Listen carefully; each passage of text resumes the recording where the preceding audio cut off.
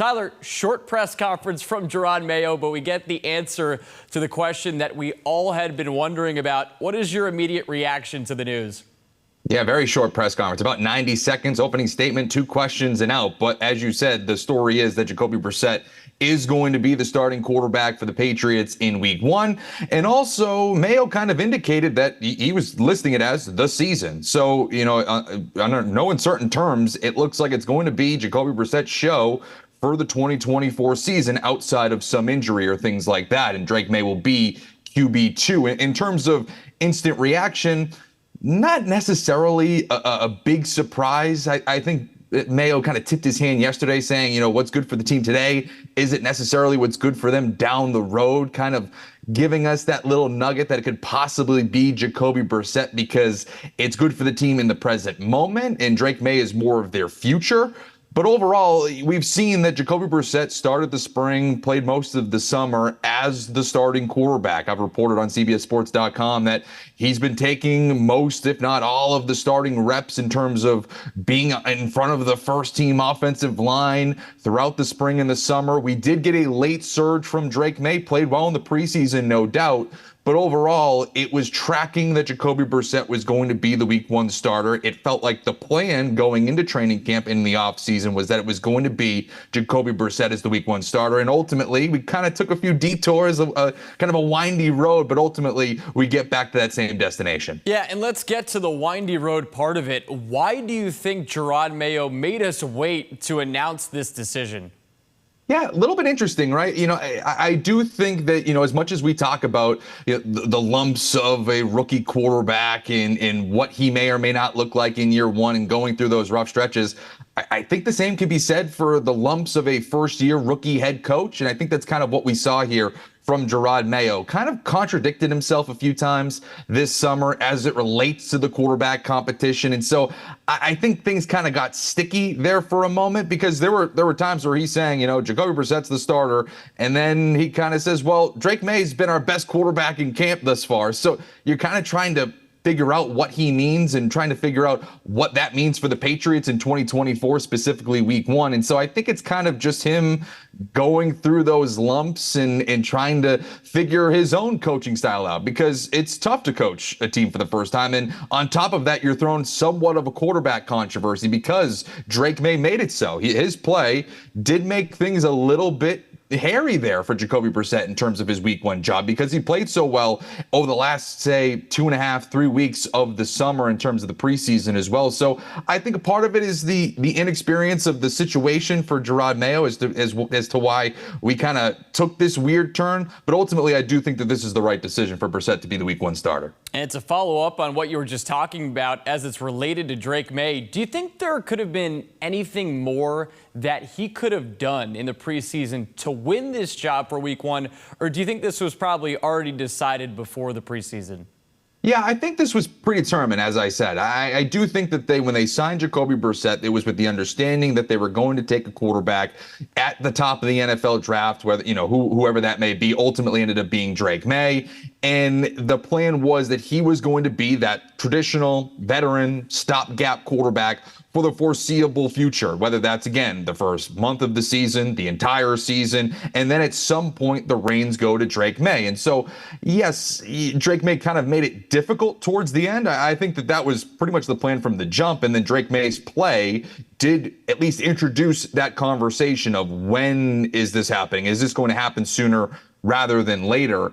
And do I think that there was a possibility that he could have outplayed Jacoby Brissett to ultimately win that job? Well, Jerod Mayo said that was a possibility. So I guess that anything is possible. Now, what could that have been? I think it would have had to have been a, Tom Brady-like showing in the preseason against 3s and 4s, and Jacoby Brissett really struggling against those 1s and 2s. We saw some of that, but not enough to really put him over the edge in my estimation. And what does make this interesting is that you look at the first 2 players that were drafted in the NFL draft this year. You think of Caleb Williams with the Bears. He's starting week 1.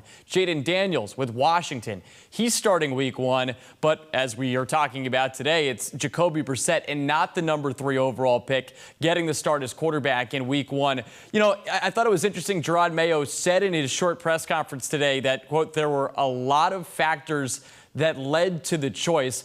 How much of it do you think was about the offensive line struggles that this group has already had in the preseason and in practices that played a role in having them lean toward having a guy like Jacoby Brissett start the season?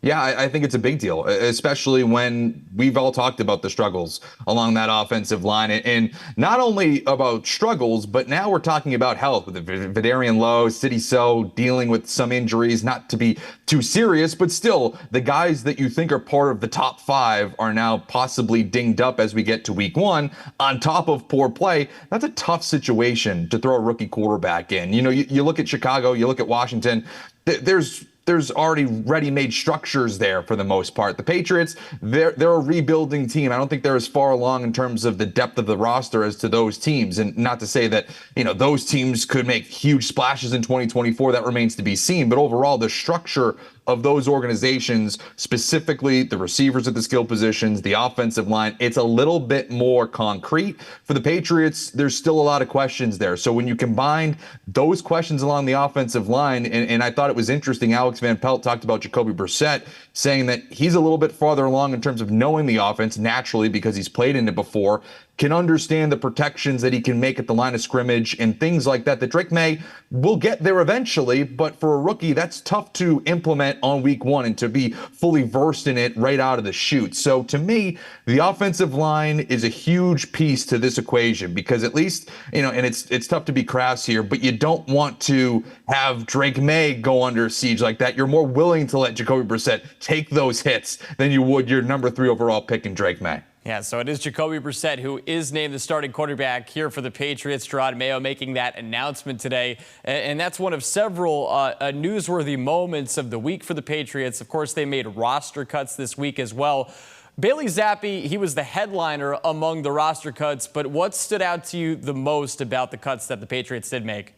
Yeah, Zappi, the most, notable name, I would say, obviously, because he's had starts with this team over the last couple of years. And, there was a thought that, that's possible. I think everybody thought he was going to get cut, right? I don't think that anybody thought that they were going to have 4 quarterbacks on this roster. You're not going to get rid of Jacoby Brissett. We found out today he's their week 1 starter. Certainly not getting rid of Drake Maye. And I think Joe Milton's too talented to expose on the waiver wire. So those 3 really were solidified on this roster. The question then became, is Bailey Zappi going to come back via the practice squad like he did last summer when he was cut alongside Malik Cunningham? That ultimately isn't the case. He's going to the Kansas City Chiefs practice squad. Good landing spot for him to go to Andy Reid, work behind Patrick Mahomes. I think that's a great landing spot for him. But ultimately, if we're talking about surprises, I don't know if that's one of them. It's a surprise he possibly didn't come back. But overall, we all knew what his fate was going to be this summer. In terms of surprises, I thought it was semi-surprising that they cut Kevin Harris. Now, they did bring him back via the practice squad. I thought he had a great summer,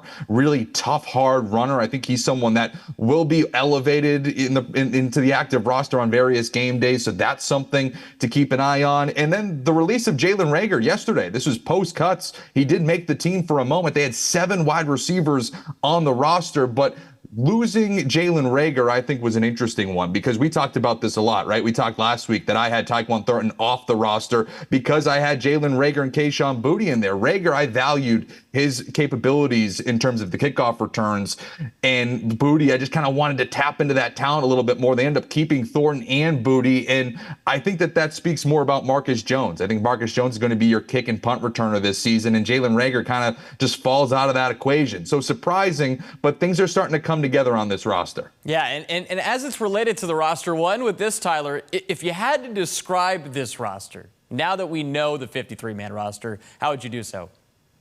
Yeah, well, I know that we're live here, so I don't know if we can say the things that we should say, but overall, it's a team that's rebuilding, right?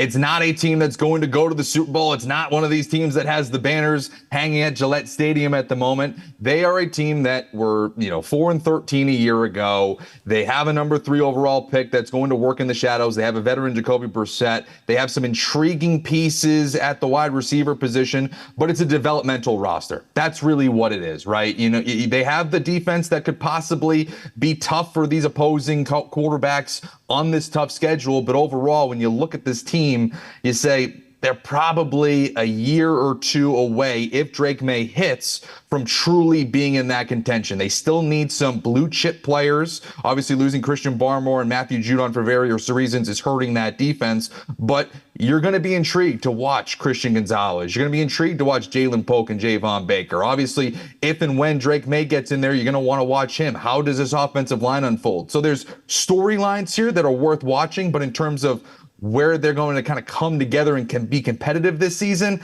I think we're going to be looking at a transition year yet again. And as it's related to Drake Maye, as we find out today, at the very least, we know we will not see him as the starting quarterback for Week 1.